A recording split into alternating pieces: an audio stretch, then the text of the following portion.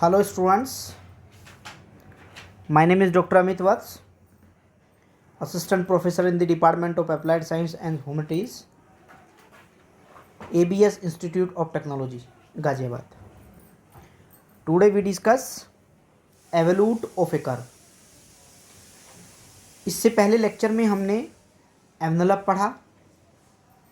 Envelope 1 parameter और 2 parameter दोनों के साथ ही हम एनवेलप को फाइंड कर चुके हैं. हमें एवोल्यूट फाइंड करना है. अब एवोल्यूट क्या है एक बार उसको समझते हैं. किसी भी कर्व के नॉर्मल का जब हम एनवेलप फाइंड करते हैं उसे एवोल्यूट कहा जाता है. यानी the evolute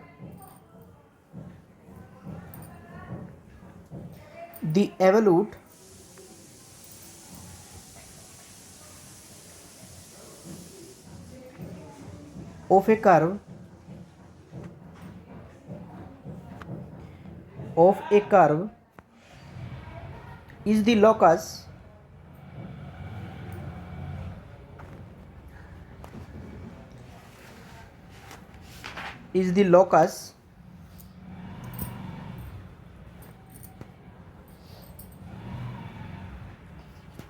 is the locus of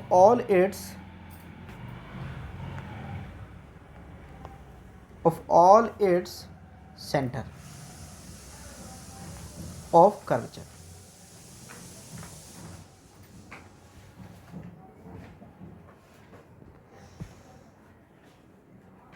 किसी भी कर्व के लिए उसका जो एवोल्यूट है उसके सेंटर के कर्वेचर से लोकस उसका जो होता है उसे हम एवोल्यूट कहते हैं.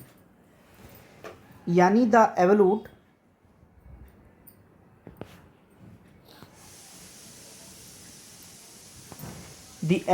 of a curve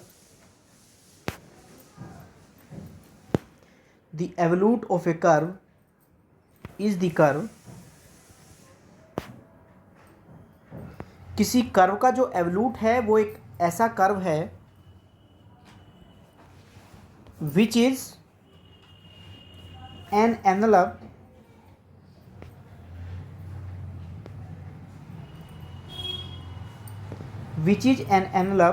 of all its normals.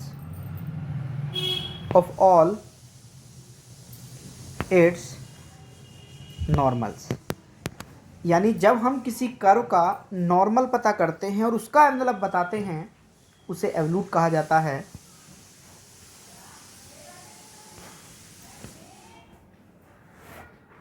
एक बार ध्यान दीजिए स्टूडेंट. मान लीजिए कि मेरे पास ये एक्स एक्सिस और वाई एक्सिस हैं. कोई कर्व है, उस कर्व के ऊपर ये मेरी एक टेंजेंट है. कोई भी कर्व है एफ ऑफ एक्स वाई और ये मेरी उसके ऊपर एक टेंजेंट है. स्टूडेंट, अगर ये टेंजेंट है तो दिस इज़ द नॉर्मल. ये उसका 90 डिग्री पर नॉर्मल होता है. अब ये जो नॉर्मल है, इस नॉर्मल पर जो कोई भी कर्व होगा और ये नॉर्मल उस कर्व के लिए टेंजेंट का काम करेगा, this is evolute.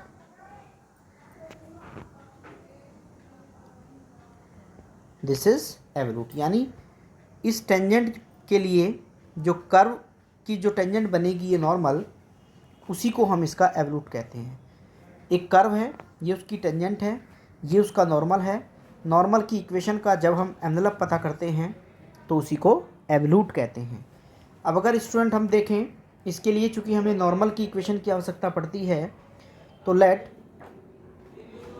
x1 y1 are the points, then the equation of normal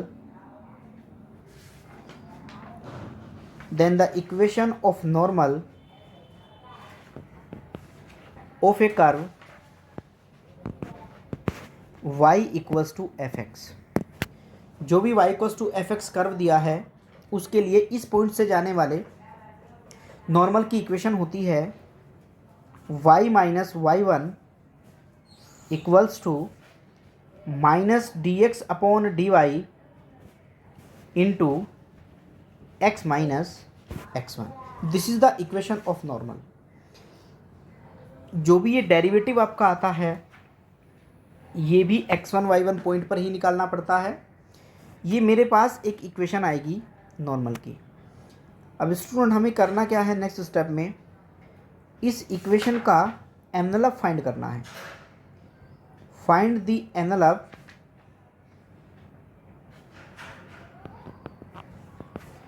of the curve. इस कर्व का एनवेलप निकालेंगे और इस कर्व का जो एनवेलप आएगा दिस इज एवोल्यूट। इसी को एवोल्यूट कहा जाता है। तो प्रोसेस आपको समझ में आ गया होगा स्टूडेंट। इसका मतलब ये है कि हमें एक कर्व की नॉर्मल की इक्वेशन बनानी होगी, उसका एनवेलप फाइंड करना होगा और उसका जो एनवेलप होता है उसी को हम एवोल्यूट कहते हैं। एक क्वेश्चन के ऊपर अप्लाई करते हैं स्टूडेंट, ध्यान दीजिए। एक एग्जांपल है, find the evolute of the parabola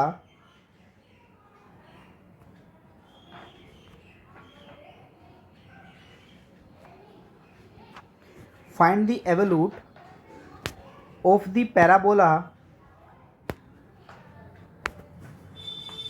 y square equals to 4ax।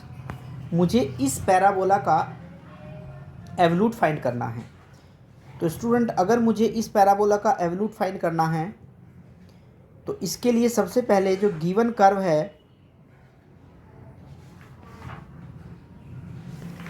Y square equals to 4ax, इसके मुझे पैरामीट्रिक सेटिस्फाई करने वाले पॉइंट पता करने पड़ेंगे। तो consider AT square and 2AT are the parametric point. ये ऐसे पॉइंट होते हैं जो इस इक्वेशन को सेटिस्फाई करते हैं। लाई ऑन द कर्व, यानी अगर मेरे पास y square equals to 4ax ये पैराबोला है तो कहीं पर भी ये पॉइंट AT स्क्वायर और 2AT इसके ऊपर लाई कर जाते हैं, इसको सेटिस्फाई करते हैं अगर ये मेरे पास P पॉइंट है।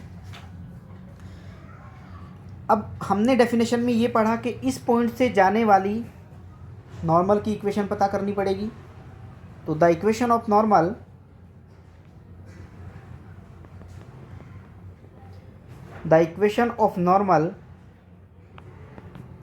passing through the point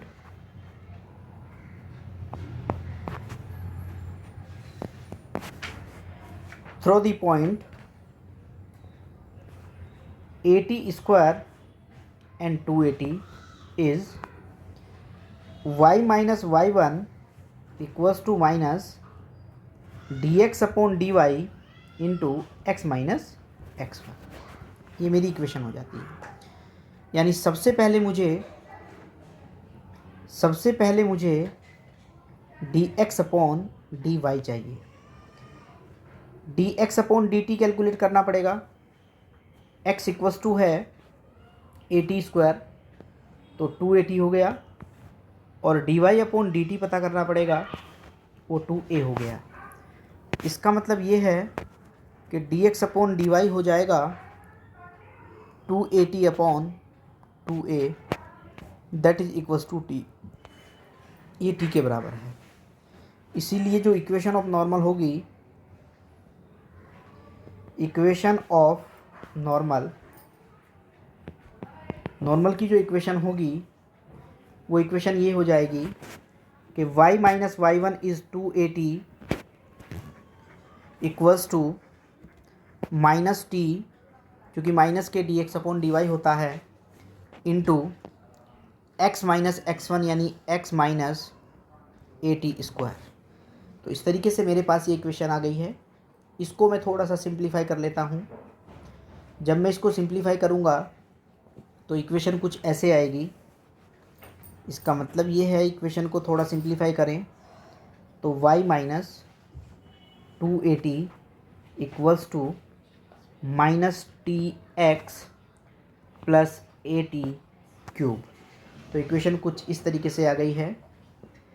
जब हमारे पास एक इक्वेशन आती है where t is the parameter,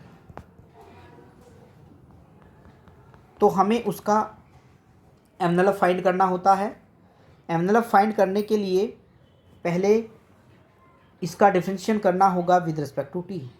तो differentiation with respect to t, y का 0 हो जाएगा डिफरेंशिएशन, ये होगा -2a, t का 1 हो गया, इक्वल्स टू -x और प्लस 3at²। यानी अगर हम यहाँ से t की वैल्यू निकालना चाहें तो स्टूडेंट t की वैल्यू हो जाएगी 3at² equals to x minus 2a, यानी t² equals to x minus 2a upon 3a। ये t² की वैल्यू है, यानी t की जो वैल्यू है वो इक्वल हो जाएगी x minus 2a upon 3a⁻1/2। Put the value in equation number 1, क्योंकि हमें t को रिमूव करना होता है। तो put the value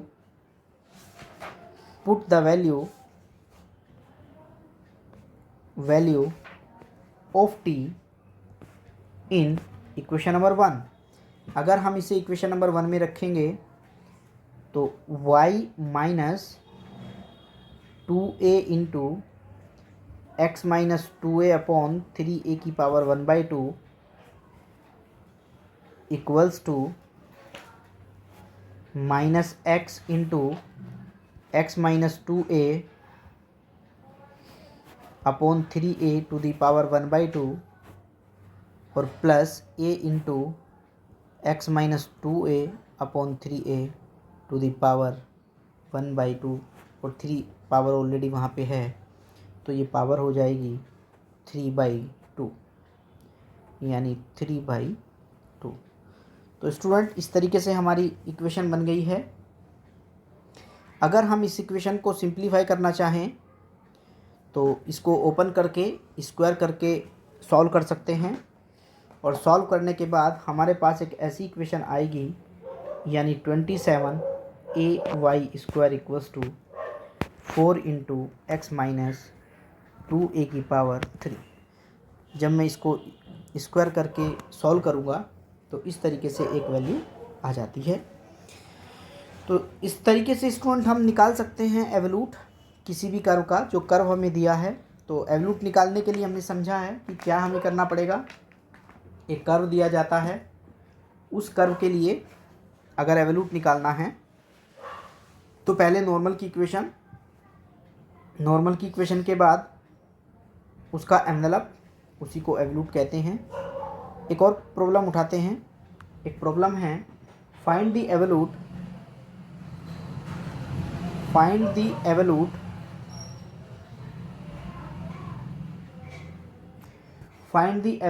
of the curve x² upon a² y² upon b² equals to 1। मुझे इसका एवोल्यूट फाइंड करना है स्टूडेंट, तो ध्यान दीजिए।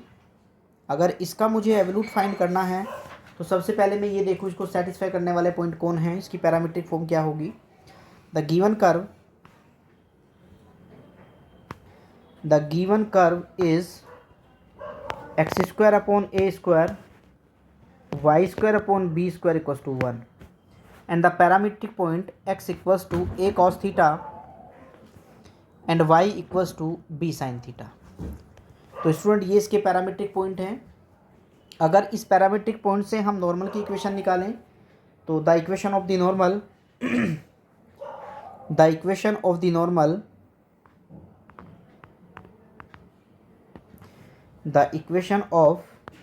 नॉर्मल तो नॉर्मल की इक्वेशन क्या हो जाएगी। नॉर्मल की इक्वेशन होगी y minus b sine theta equals to minus d x upon d theta और d y upon d theta जब हम कैलकुलेट करेंगे तो माइनस ऊपर हो जाएगा, वो डिफरेंशियल में चला जाएगा, प्लस यानी कि ये आएगा a sine theta upon b cos theta, क्योंकि एक माइनस होता है फॉर्मूले में और कोस का डिफरेंशियल माइनस साइन होता है तो माइनस वहाँ पे एडजस्ट हो जाएगा, इंटू एक्स माइनस ए कॉस थीटा।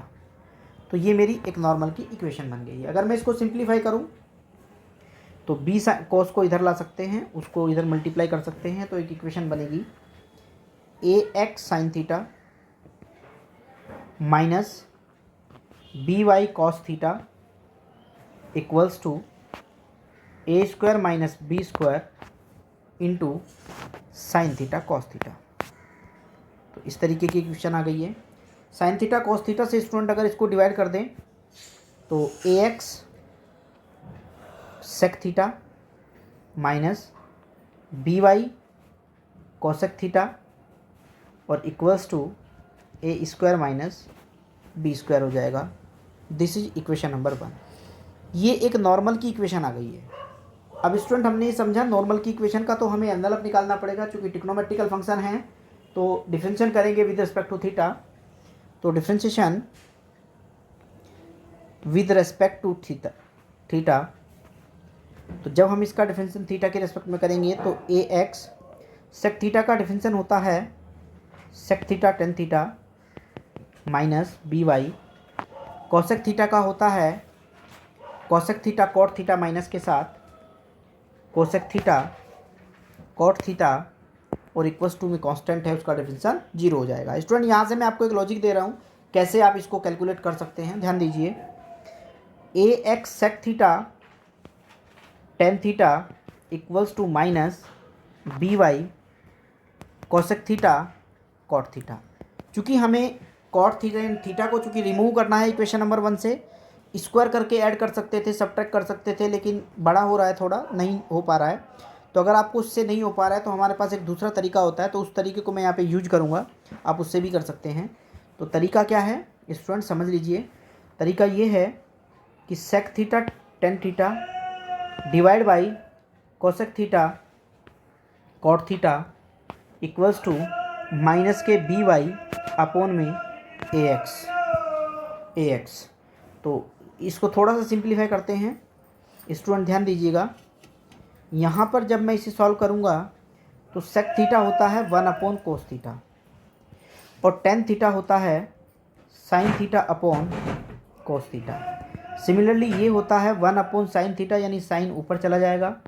और स्टूडेंट जो ये कॉट थीटा है ये होता है कॉस थीटा और इनटू में sine theta equals to minus b y upon a x हो जाएगा।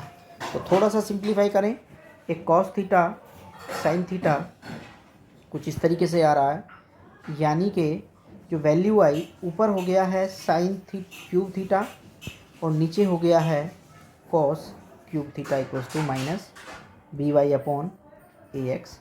इसका मतलब है कि टेन थीटा इक्वल्स टू हो जाएगा बी वाई की पावर 1/3 और अपॉन ए एक्स की पावर भी 1/3। स्टूडेंट ध्यान दीजिए, अगर मैं इसको देखूं तो एक ट्रायंगल बना करके मैं इसे सॉल्व कर सकता हूं।